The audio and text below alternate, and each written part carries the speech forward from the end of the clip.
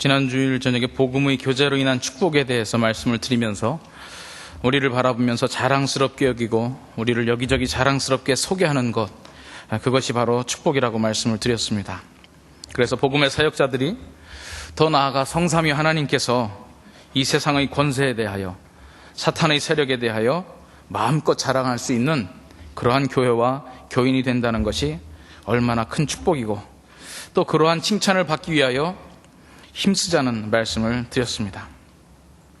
그런데 이러한 칭찬과 자랑은 우리에게도 축복이 되지만 어찌 생각하면 우리와 함께하는 복음의 동역자들에게 더 큰 기쁨이요, 또 우리를 바라보시는 하나님께 더 큰 기쁨이 아닌가 생각이 됩니다.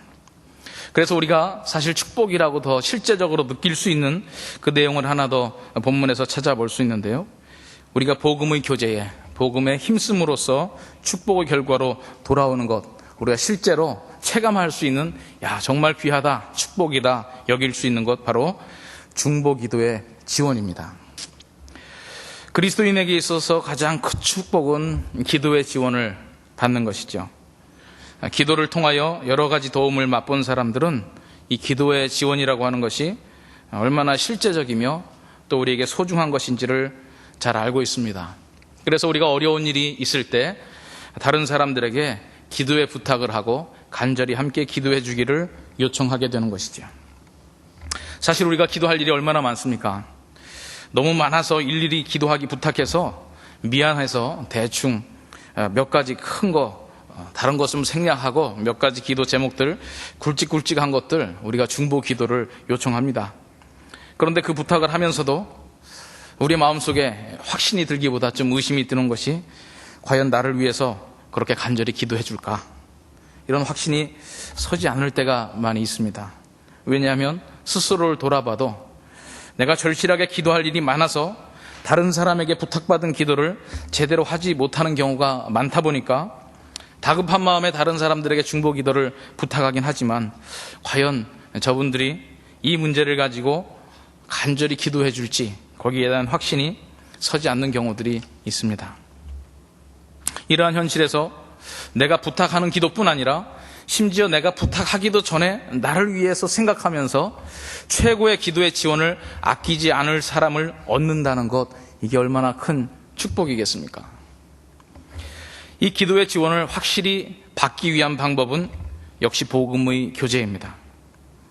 바울 사도는 자신의 복음의 사역에 적극적으로 동참하고 있는 빌립보 교인을 위해서 기쁨으로 그리고 간절히 기도하고 있었습니다.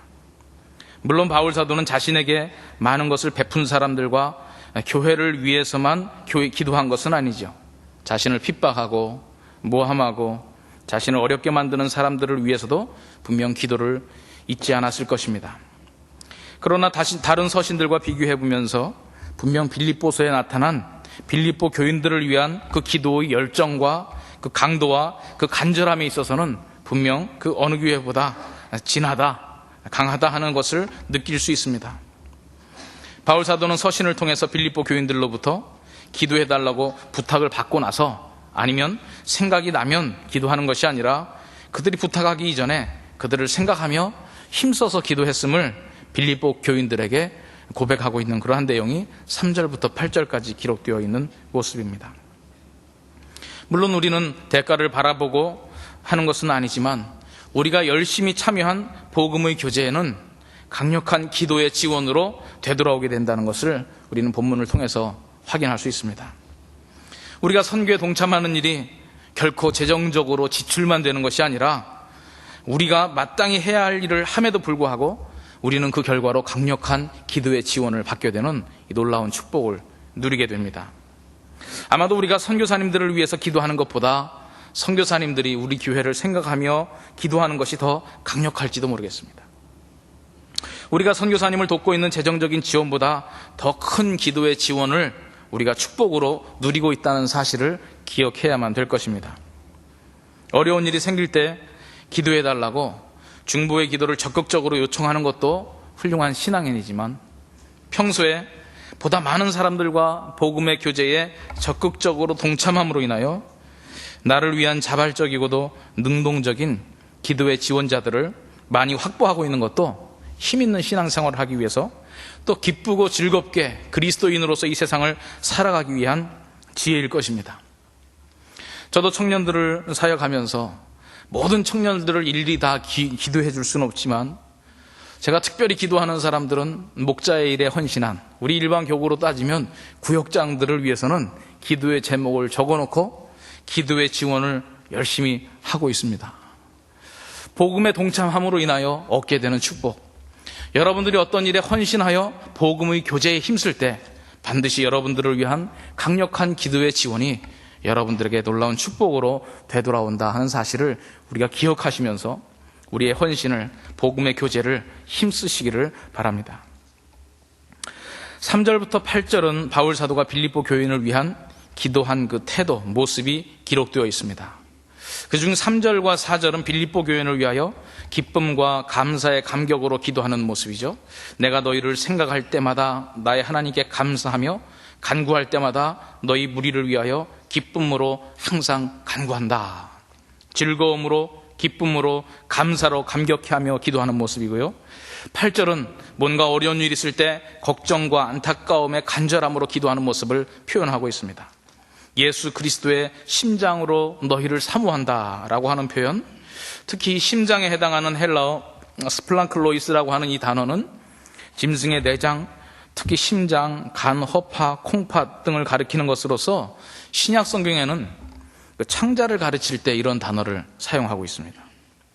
제가 이 단어를 보다 보니까 우리도 굉장히 유사한 표현이 있구나. 우리가 하는 표현, 애간장이 타들어간다. 이 애라고 하는 말이 창자의 옛 말이더라고요. 애간장이 타들어가도록 안타까움으로 간절히 기도하는 모습, 예수 그리스도의 심장으로 너희를 사모한다. 바로 바울 사도가 빌립보 교인들을 위해서 안타까움으로 간절히 어려움에 동참하는 기도의 모습이라 생각할 수 있습니다. 마치 예수님께서 마지막 겟세마네 동산에서 땀방울이 변하여 핏방울이 되어 떨어지는 것처럼 간절한 기도를 드렸던 그 모습이 바울 사도가 빌립보 교인들을 위하여 기도했던 모습입니다. 오늘 저와 여러분이 함께 읽은 본문 9절부터 11절에서는 이렇게 때로는 빌립보 교인을 위해 간절히 기도한 기도의 내용에 대해서 기록하고 있습니다. 3절부터 8절까지가 기도의 모습이라고 한다면, 그러한 간절한 모습으로 때로는 기쁨과 감격의 마음으로 무엇을 기도했느냐가 9절부터 11절까지 기록하고 있습니다. 그토록 아끼고 사랑한 교인들을 위한 간절한 기도의 내용은 또 다른 말로 생각한다면 그들을 위한 간절한 바울 사도의 바람이라고 볼 수 있습니다. 감사와 기쁨, 또한 간절함으로 기도하고 있다는 기도의 모습뿐 아니라 바울 사도가 내가 당신들을 위하여, 빌립보 교인을 위하여 어떠한 내용을 기도하고 있는지, 무엇을 위하여 기도하고 있는지 그 내용을 소개하고 있는 것은, 기도라고 하는 것이 물론 하나님께 드리는 것이지만 그 기도의 내용을 빌립보 교인들도 알고 그렇게 되도록 함께 기도하며 그 기도의 내용을 마음에 담고 같이 열심히 힘쓸 것을 당부하는 빌립보 교회를 향한 바울 사도의 간절한 부탁이라고 볼 수 있습니다. 그렇다면 오늘 우리도 이 기도의 내용을 한번 살펴보면서 우리를 위해서 간절히 기도할 우리 복음의 동역자들, 우리를 위하여 고마움과 간절함으로 기도하는 선교사님들, 목회자들, 교구 사역자들, 신앙의 선배들, 동역자들이 우리를 보며 기도하는 모습뿐 아니라 그들이 우리를 바라보고 어떠한 기도를 할까? 정말 가장 사랑하는 자를 위해서 어떠한 기도를 할 수 있을까? 하고 있을까? 그 내용을 짐작해 볼 수 있고 또 우리를 향한 간절한 바람을 알 수가 있습니다. 더 나아가서 적용을 해본다면 하나님 나라의 사역에 동참하는 자신의 자녀들의 모습을 보시면서 지금도 하늘 보좌 우편에서 아버지 하나님께 우리를 간절히 중보하실 예수 그리스도의 기도의 내용이 무엇일까 짐작해 볼 수 있고 우리를 향한 그분의 바람을 이 기도를 통하여 알 수 있을 것입니다.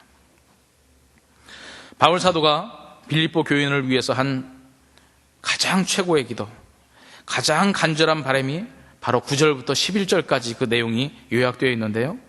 9절에 내가 기도하노라, 기도의 내용을 시작하면서 너희 사랑을 지식과 모든 총명으로 점점 더 풍성하게 하사 너희로 지극히 선한 것을 분별하며 또 진실하여 허물 없이 그리스도의 날까지 이르고 예수 그리스도로 말미암아 의의 열매가 가득하여 하나님의 영광과 찬송이 되게 하시기를 구하노라.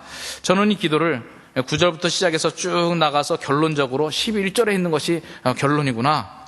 가장 마지막에 나와 있는 이렇게 돼서 이렇게 하여 하나님의 영광과 찬송이 되게 하시기를 구하노라. 바울 사도가 그토록 사랑하고 고마워하고 감사하며 때로는 간절하게 위해서 기도했던 그 내용이 너희들이 하나님의 영광과 찬송이 되기를 내가 간절히 바란다. 이것이 사랑하는 빌립보 교인을 위한 최고의 기도요 바람이었습니다. 빌립보 교인들을 위해서 보다 실제적이고 구체적인 많은 다급한 기도의 제목들이 있었을 것입니다. 그러나 바울 사도는 긴급한 기도의 제목보다 더 근본적이고 중요한 기도를 드린 것입니다. 바울 사도는 빌립보 성도들을 위한 이러한 기도를 통하여 인생에 있어 무엇이 가장 중요한 것인지를 깨닫고 인생의 궁극적인 목적을 올바로 세우도록 하나님께 구하고 있으며 또한 빌립보 교인들에게 강조하고 있는 것이죠. 빌립보 교회를 위해서 교회의 양적인 부흥, 질적인 부흥, 재정적인 문제, 사역에 관련된 여러 가지 문제, 성도들의 개개인의 심각한 문제 등등 많은 기도의 제목을 가지고 기도할 수 있었겠지만 가장 우선적이고도 가장 궁극적인 기도 제목은 빌립보 성도 한 사람 한 사람이 하나님의 영광과 기쁨이 되는 삶을 살기를 간구했던 것, 이것이 바로 바울 사도가 빌립보 교회를 위해서 기도했던 기도의 내용입니다. 우리는 무엇을 위해서 기도하고 있습니까? 우리가 좋아하는 것들 많이 있습니다. 돈도 있고요, 권력도 있고, 명예도 있고, 우리가 추구하는 아름다움도 있고요. 그렇지만 이러한 내용들은 결코 인생의 궁극적인 목적이 될 수 없습니다. 목적이 올바르게 세워지지 않은 사람에게 수단을 먼저 허락한다고 하는 것은 매우 위험한 일입니다. 올바른 인생관이 세워지지 못한 상태에서 풍성한 수단을 누린다고 하는 것은 그 사람 자신에게 또한 그 사람이 속해 있는 사회에 오히려 큰 어려움을 가져다 주게 됩니다. 실제적이고 현실적이고 구체적인 우리의 필요들을 간구해서는 안 된다 하는 것이 아니라 먼저 인생의 가장 궁극적인 목적을 제대로 세워 놓아야만 다른 기도를 제대로 할 수 있다고 하는 것을 가르쳐주고 있습니다. 바울 사도가 바로 빌립보 교인들을 위해서 기도했던 가장 간절한 소중한 선언적으로 나온 이 기도의 제목, 너희들이 하나님의 영광과 찬송이 되기를 원하노라 라고 하는 것은 바로 그러한 기도의 정신과 빌립보 교인들의 구체적인 현실적인 필요 이전에 먼저 하나님 앞에 올바로 서는 인생의 궁극적인 목적을 올바로 세워가는 교인들이 되기를 간절히 바람으로 드리는 기도이다, 이렇게 볼 수 있습니다. 바울 사도의 이러한 기도는 우리 주님께서 가르쳐 주신 기도의 내용과 정확히 일치하고 있습니다. 마태복음 6장 31절에서 33절, 그러므로 염려하여 이르기를 무엇을 먹을까 무엇을 마실까 무엇을 입을까 하지 말라. 이는 다 이방인들이 구하는 것이니라. 너희 천부께서 이 모든 것이 너에게 있어야 할 줄 아느니라. 너희는 먼저 그의 나라와 그의 의를 구하라. 그리하면 이 모든 것을 너희에게 더하시리라. 이러한 기도의 원칙의 실제적인 적용은 우리 주님께서 우리에게 가르쳐 주신 이른바 주기도문의 기도에도 잘 나타나 있습니다.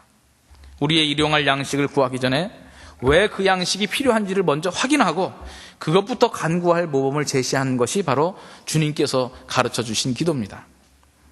하늘에 계신 우리 아버지여, 이름이 거룩히 여김을 받으시옵시며 나라의 마옵시며 뜻이 하늘에서 이루어진 것 같이 땅에서도 이루어지이다.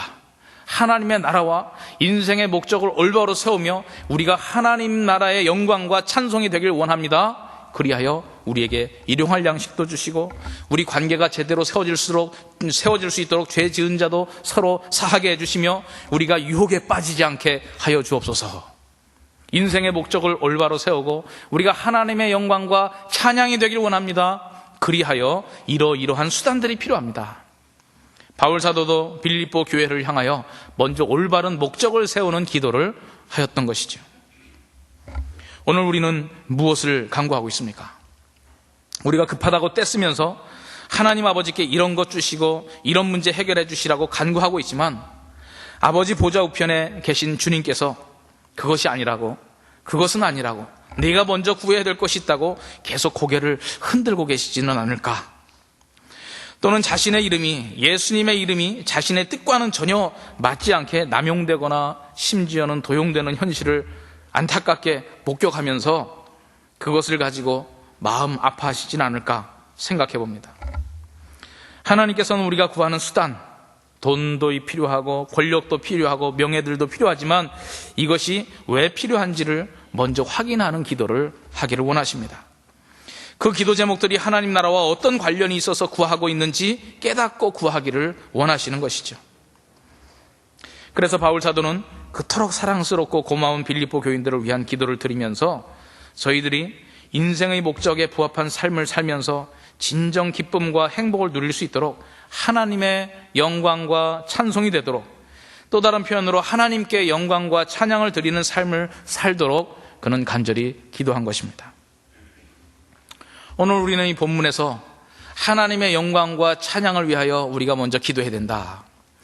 하나님께서 우리에게 원하시는 것은 바로 그 인생의 목적을 올바로 세우고 우리의 필요를 구하길 원하신다 하는 것을 깨달으면서 바울 사도가 고맙게도 오늘 하나님의 영광과 찬송이 되기 위하여 구체적으로 필요한 3가지 요소를 함께 기록하고 있습니다. 그래서 이 내용을 참조하면서 우리가 기도하고 실천한다면 바로 우리의 삶이 이 하나님께 영광이요 찬송이 되게 하기 위해서는 이러한 것들이 필요하겠구나 깨달아 알 수 있는 구체적인 기도의 내용을 공개해 주셨기에 우리가 그 빌립보 교인들을 향한 기도의 내용을 보면서 우리의 기도의 제목으로 삼고 우리의 삶의 목표로 삼아가는 것입니다. 빌립보 교인을 위한 기도를 통해서 찾아볼 수 있는 하나님께 영광과 찬양이 되는 삶의 비결, 첫 번째는 9절에 나와 있죠. 점점 풍성해지는 사랑이 필요하다. 하나님께 영광과 찬양 돌리는 삶을 살기 위해서 9절 말씀, 내가 기도하노라 너희 사랑을 지식과 모든 총명으로 점점 더 풍성하게 하사. 점점 더 풍성해지는 사랑이 우리가 하나님께 영광과 찬양이 되기 위한 삶에 필수적으로 필요하다고 하는 것이죠. 하나님께 영광 돌리고 찬양이 되는 삶은 분명히 사랑에서부터 시작이 됩니다. 하나님과 나와의 첫 사랑이 있었습니다. 그것도 내가 먼저 하나님을 사랑한 것이 아니라 하나님께서 먼저 나를 사랑하셨고 내가 그 사랑에 반응하여 나 또한 하나님을 사랑하게 된 것입니다. 그래서 나의 인생의 목적이 바로 하나님께 영광이요 기쁨이 된다고 하는 것을 이 사랑으로부터 시작해서 깨닫게 되었습니다. 우리의 현실적인 목표는 이러한 첫사랑의 감격을 잊어버리지라도 안 했으면 좋겠다. 첫사랑의 감격을 잊어버리지 않고 그저 고이 잘 간직하는 것만 해도 훌륭한 것 같은데 바울 사도는 하나님께 영광 돌리는 삶을 잘 살아가기 위해서 첫사랑을 고이 간직하고 잊어버리지 않는 정도가 아니라 이 사랑이 점점 더 풍성해져야 한다 이렇게 기도하고 있습니다. 어떻게 이 사랑이 점점 더 풍성해지는가? 우리는 첫사랑의 감격이 자꾸 사라져서 그것 회복하려고 안타까워하고 있는데 어떻게 바울 사도는 이 사랑이 점점 더 풍성해져야 한다 기도하고 있을까요? 바울 사도의 이 기도를 통해서 우리에게 시작된 하나님의 사랑이 점점 더 풍성해지기 위해서는 지식과 총명이 필요하다 하는 것을 알려주고 있습니다. 감성과 열정의 근거를 두고서는 이 사랑이 더 풍성해질 수 없다는 사실을 우리에게 깨닫게 해주시는 것이죠. 여러분, 사랑하면 지식이라고 하는 단어가 더 어울리는 것 같습니까? 지식과 총명이라고 하는 단어가 사랑에 더 어울리는 개념 같습니까? 아니면 감성과 열정이라고 하는 단어가 사랑에 더 어울리는 단어 같습니까? 바울 사도는 빌립보 교인들의 사랑이 감성과 열정으로 풍성해지는 것이 아니라 지식과 총명으로 점점 더 풍성해진다. 너희들을 위해서 내가 이렇게 기도하고 있다. 다시 말하여 풍성한 사랑을 위해서 너희들에게 필요한 것은 감성과 열정이 아니라 지식과 총명이다 가르쳐주고 있습니다. 오늘 여러분들이 하나님과 만난 첫사랑의 감격이 점점 거리가 멀어집니까? 그 첫사랑의 감격만 회복되어지면 내가 정말 열정적으로 하나님을 섬길 수 있을 것 같은데 그 기억이 여러분들에게서 사라지십니까? 그 첫사랑의 감격을 다시 회복시키기 위해서 여러분들은 무엇을 하십니까? 우리는 무엇을 해야 될까요? 우리에게 필요한 것은 지식과 총명입니다. 물론 여기서 말하는 지식은 일반적으로 말하는 상식적이고 합리적이고 논리적이고 과학적인 지식을 말하는 것은 아닙니다. 그러한 지식은 오히려 사랑에 방해가 된다 하는 것을 바울 사도도 잘 알고 있습니다. 그래서 바울 사도는 곳곳에서 사랑을 방해하는 지식에 대해서 얘기하고 있습니다. 고린도전서 8장 1절에 보면 우상의 제물에 대하여는 우리가 다 지식이 있는 줄 아나 지식은 교만하게 하며 사랑은 덕을 세우나니. 고린도전서 13장 2절 내가 예언하는 등이 있어 모든 비밀과 모든 지식을 알고 또 산을 옮길 만한 모든 믿음이 있을지라도 사랑이 없으면 내가 아무것도 아니다. 또 고린도전서 13장 8절 사랑은 언제까지든지 떨어지지 아니하나 예언도 패하고 방언도 고치고 지식도 패하리라. 에베소서 3장 18절 말씀에 능히 모든 성도와 함께 지식에 넘치는 그리스도의 사랑을 알아. 지식에 넘치는 이 사랑이라고 하는 것은 지식으로 수용할 수 없는 지식을 초월하는 것이다.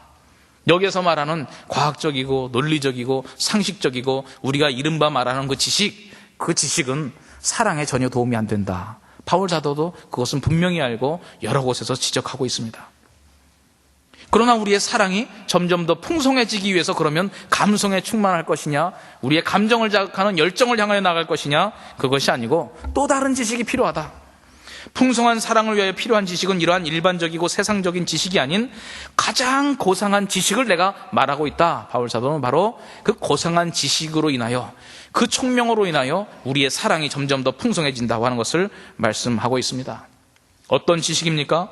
빌립보서 3장 8절 또한 모든 것을 해로 여김은 내 주 그리스도 예수를 아는 지식이 가장 고상함을 인함이라.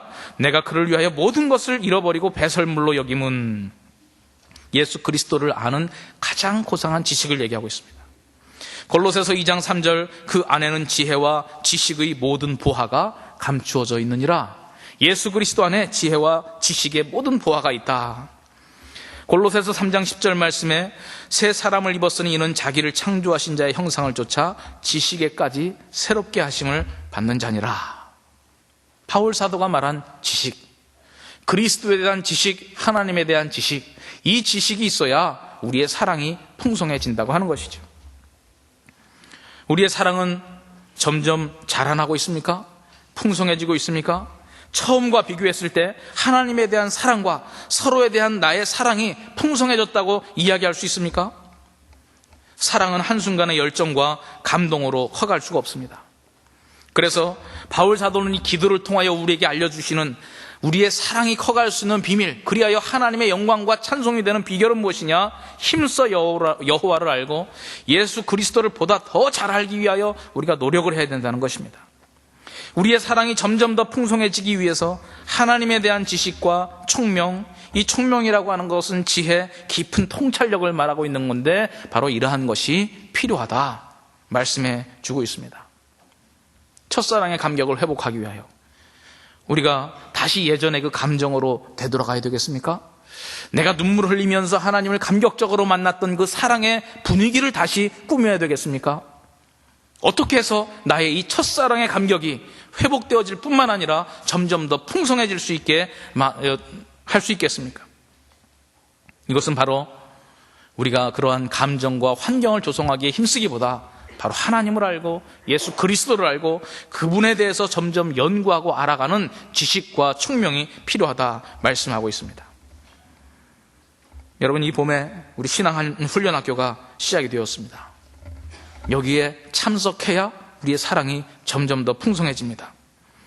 혹 사정에 의해서 신앙훈련학교에 참석하지 못한다 할지라도 내 안에 있는 성령의 기름 부으심에 의지해서 하나님을 내가 좀 더 알아가야 되겠다고 하는 이 열정으로 성경을 대하면서 성경을 연구해야만, 이런 힘쓰는 시간이 있어야만 우리의 사랑이 점점 더 풍성해진다는 것을 알 수 있습니다. 성경을 공부하고 하나님을 알아가는 일에 우리의 시간을 쓰는 것은 단지 지식을 키우는 것이 아니라 우리의 사랑을 풍성하게 하는 것임을 기억해야 될 줄 압니다. 이 풍성해지는 사랑이 있어야 결국은 우리가 하나님의 영광이요 찬송이 되는 삶을 살아갈 수 있다고 하는 것이죠. 두 번째 가르쳐주고 있는 비결은 무엇입니까? 필요한 요소는 무엇입니까? 10절 말씀, 너희로 지극히 선한 것을 분별하며 또 진실하여 허물 없이 그리스도의 날까지 이루고. 허물 없이 또 다른 표현에 의하면 순결하고 흠이 없이 그리스도의 날까지 이르기를 원한다. 우리가 정말 주님 안에서 살아가는 이 생활 속에 흠이 없이 허물이 없이 살아가는 삶을 위해서 바울 사도는 기도하고 있습니다. 이러한 삶을 살아야만 하나님의 영광이요 찬송이 되는 삶을 이루어간다고 하는 것이죠. 쉽지 않은 목표입니다. 바울 사도는 빌립보 교인들이 예수 앞에 서는 날까지 순결하고 흠 없이 살아가기를 간절히 기도하고 있습니다. 바울 사도는 이러한 흠 없이 그리스도의 날까지 이르는 비결을 이 기도를 통해서 또 알려주고 있는데요. 순결하고 흠이 없는, 허물이 없는 삶을 살기 위해서 필요한 것은 무엇이라고 가르쳐주고 있습니까? 지극히 선한 것을 분별하며 또 진실하여. 허물 없이 그리스도의 날까지 이르는 그 비결은 지극히 선한 것을 분별하는 능력과 진실이다 하는 것을 알려주고 있습니다. 이게 바로 첫사랑의 감격이 그 수준과 감동으로 머무르지 아니하고 풍성한 사랑으로 자라나야 되는 이유입니다. 지식과 총명으로 자라난 풍성한 사랑이 있어야만 지극히 선한 것을 분별해낼 수 있습니다. 허물 없이 그리스도 앞에 서기 위하여 무엇이 선이고 무엇이 악인가를 구별할 줄 아는 능력이 필요한데, 그것이 바로 어디에서 기인하느냐? 지식과 총명의 기반을 둔 풍성한 사랑으로 가능하다고 하는 것이죠. 하나님을 알지 못하고 선과 악을 나누는 것이 바로 이 세상의 많은 분쟁과 싸움의 원인입니다. 선, 악을 알게 하는 나무의 열매를 따먹은 인간의 후손들은 하나님 없이 자기가 선과 악을 판단해 보겠다고 나름대로 판단을 하고 이것이 정의라고 주장을 하지만 또 다른 정의를 가진 자와 만나게 되고 전쟁이 일어나게 되는 것, 그것이 바로 이 땅의 현실입니다. 나름대로 이것이 선이다, 이것이 정의다 라고 추구해 나가는데 왜 이 땅에 많은 전쟁과 싸움과 분쟁이 있는 것일까요?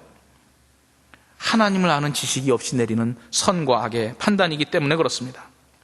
또한 개인적으로 매우 열심히 열정을 가지고 산다 했는데 나중에 보니 하나님의 선하신 뜻과 거리가 먼 삶을 살았다는 것을 깨닫게 되기도 합니다. 그래서 하나님의 사랑으로 거듭난 삶을 사는 우리에게는 우리의 시각으로 바라보는 것이 아니라 하나님의 눈으로 이 세상을 바라보며 판단하고자 하는 노력을 해야 되는 것입니다. 이러한 삶을 살아가다 보면 우리가 보기에는 선이 아닌 것을 이 세상 사람들은 선이라고 추구하는 경우도 있고, 반대로 하나님의 시각에서 보면 분명히 선한 것임에도 불구하고 그것을 주장하고 실천하는 하나님의 자녀들을 반대하고 핍박하는 경우도 생깁니다.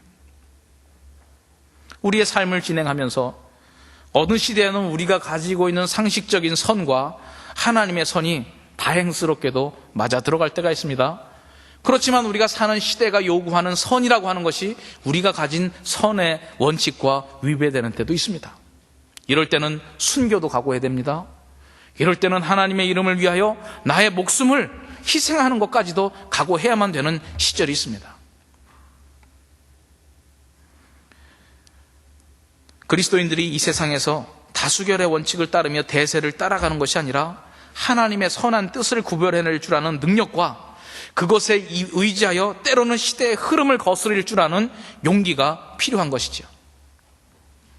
히브리서 5장 12절에서 14절에 이런 말씀이 있습니다. 때가 오래므로 너희가 마땅히 선생이 될 터인데 너희가 다시 하나님의 말씀의 초보가 무엇인지 누구에게 가르침을 받아야 할 것이니 젖이나 먹고 단단한 식물을 못 먹을 자가 되었도다. 대저 젖을 먹는 자마다 어린아이니 의의 말씀을 경험하지 못한 자요, 단단한 식물은 장성한 자의 것이니 저희는 지각을 사용함으로 연단을 받아 선악을 분별하는 자들이니라.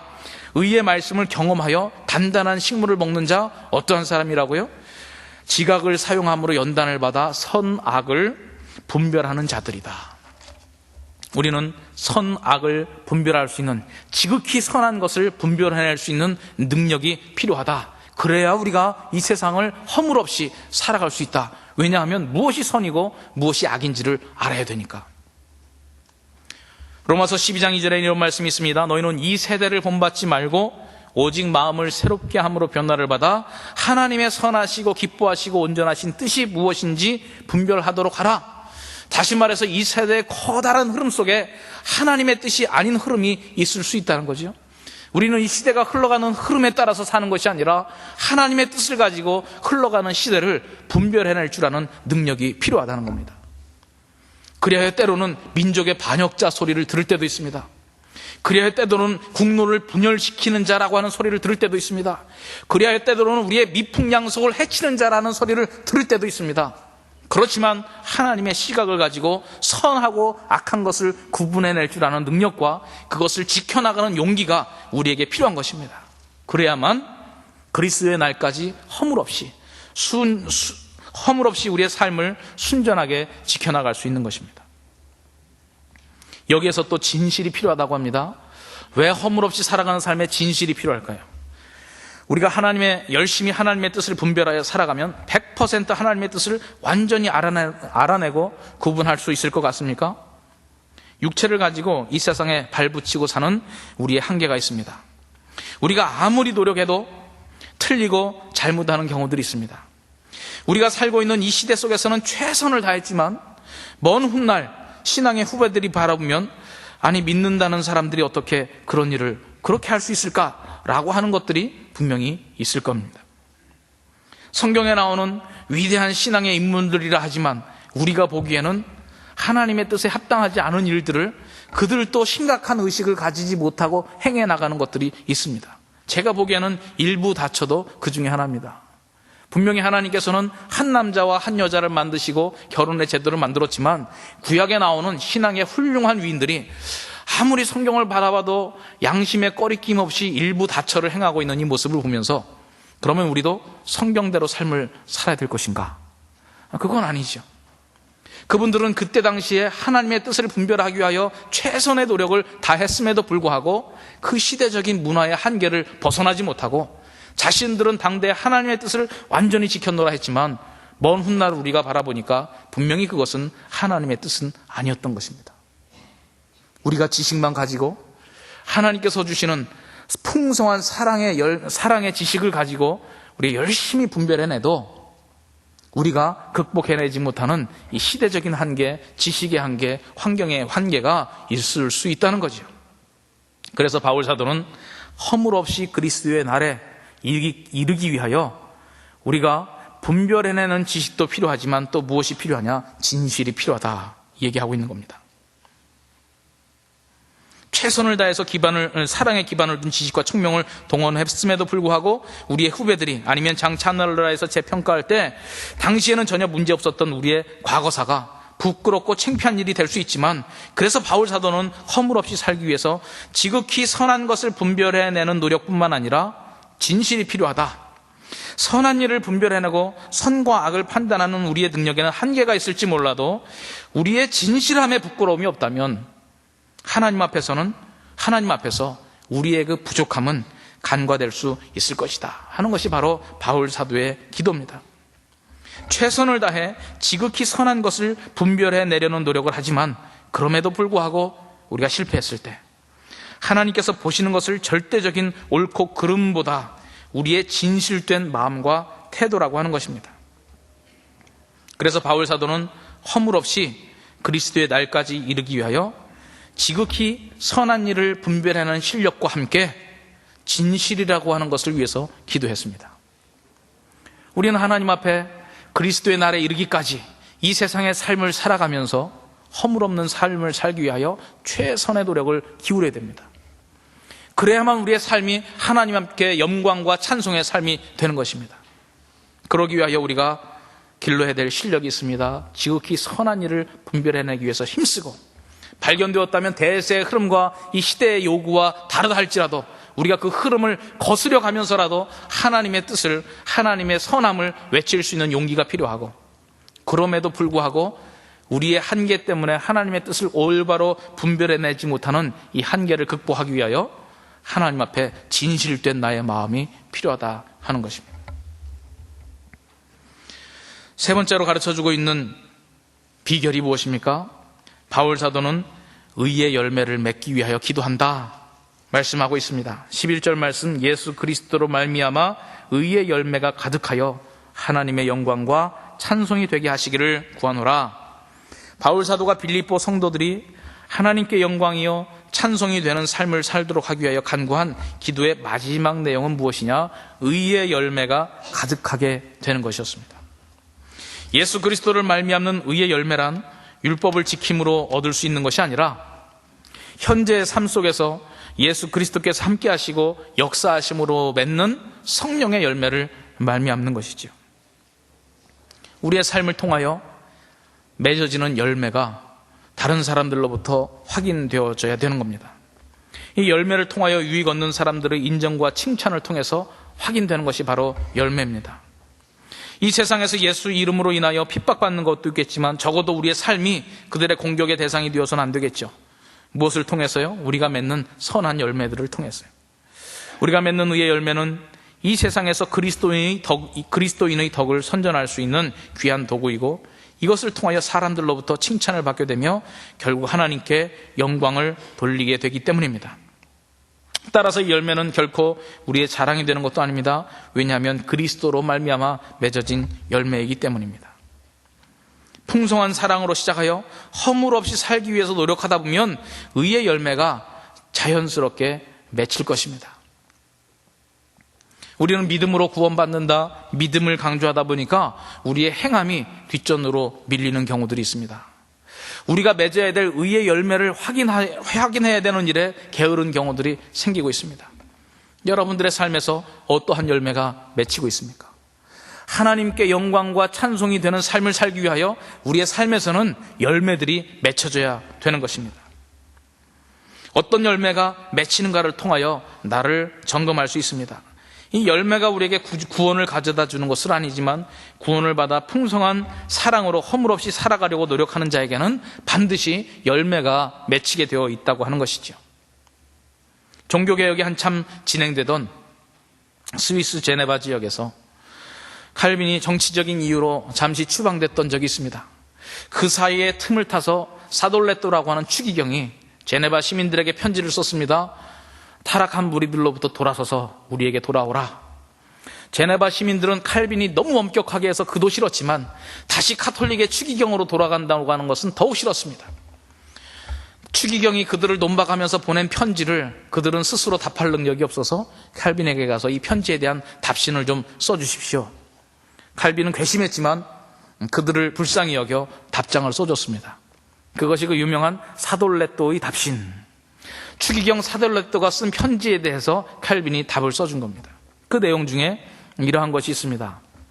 추기경이 너희들 이 반역의 도당들 너희들이 믿음으로 구원받는다. 그러면 도대체 너희들의 선한 삶은 어디가 있느냐? 이러한 공격적인 대목에 칼빈은 이렇게 답했습니다. 믿음으로 구원받는 것 맞다. 그렇지만 만약에 우리에게서 선한 열매들이 맺히지 않는다면 그 사람에게는 진정한 믿음이 없다. 이렇게 대답을 했습니다. 여러분, 우리에게 두려움을 주는 말 아닙니까? 우리는 믿음으로 구원받는다, 믿음으로 구원받는다 자신 있게 외치지만 우리의 삶을 돌아보며 정말 하나님께서 너 믿음이 있느냐? 내 믿음을 너의 행함으로 증명할 수 있느냐? 요구하실 때 과연 어떠한 행함을 여러분들이 내놓을 수 있겠습니까? 그리하여 바울 사도는 빌립보 교인들을 향하여 너희들이 의의 열매를 맺길 바란다. 그리하여 하나님께 찬양과 영광 돌리는 삶을 살기를 원한다. 이것이 바울 사도의 간절한 기도였습니다.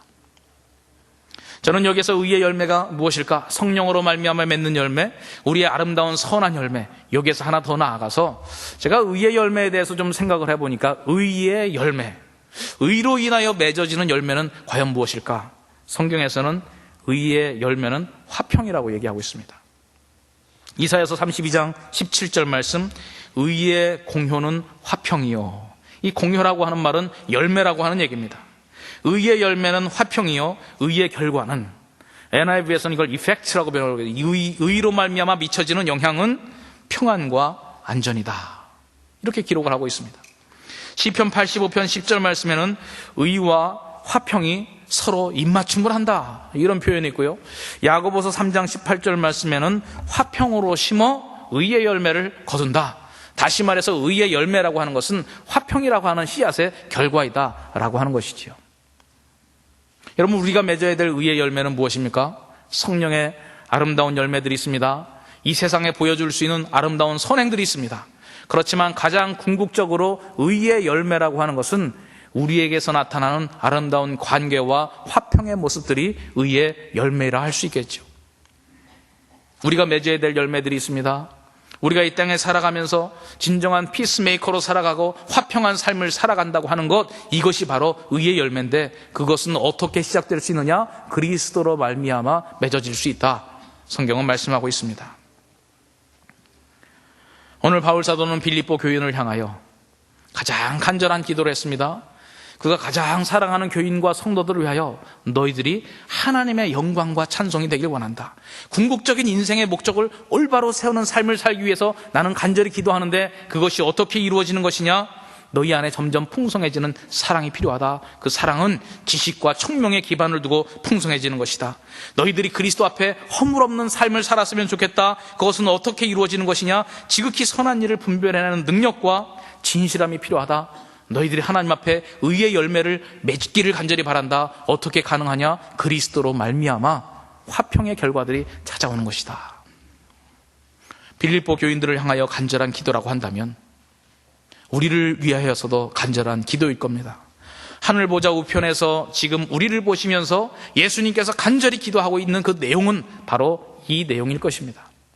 오늘 우리의 삶을 돌아보면서 우리가 과연 하나님의 영광과 찬송이 되는 것을 인생의 제일 되는 목적으로 삼고 있는가? 또 그 목적을 삼았다면 어떠한 요소와 어떠한 내용들을 통하여 하나님의 영광과 찬송이 되는 삶을 이루어갈 것이냐? 이 기도의 내용을 통하여 다시 한번 우리의 삶을 정리하고 우리의 삶이 풍성해지고 우리가 분별력이 커지고 우리에게서 아름다운 화평의 열매들이 맺혀지기를 주님의 이름으로 축원드립니다. 아멘. 기도하겠습니다. 하나님 아버지, 오늘도 이 저녁에 함께 모여 우리의 삶을 돌아봅니다. 우리가 이 세상에 살면서 많은 기도의 제목들이 있지만 우리 주님께서 우리를 위하여 기도하시는 기도의 내용을 알기를 원합니다. 하나님의 영광과 찬송이 되길 간절히 원하는 그 기도가 우리를 위한 기도일진데, 우리가 그 기도에 부끄럽지 않은 삶을 살아갈 수 있도록 또다시 기도하며 그 삶을 이루어가기를 원합니다. 우리 안에 풍성해지는 사랑, 지식과 총명으로 말미암아 풍성해지는 사랑이 있기를 원하고, 지극히 선한 것을 분별해내고 진실되이 하나님 앞에 서는 허물 없는 삶이 있기를 원하며, 우리의 삶이 그리스도로 말미암아 맺어지는 의의 열매로 넘쳐나기를 원합니다. 그리하여 이 세상 살아가며 하나님께 영광 돌리고 하나님의 찬송이 되고, 그리하여 많은 이 세상 사람들에게 우리를 통하여 하나님께서 진정 기뻐하실 수 있는 그러한 삶을 이루어 나가는 가정과 개인과 교회가 되기를 간절히 원하오며 예수님 이름으로 기도드립니다. 아멘.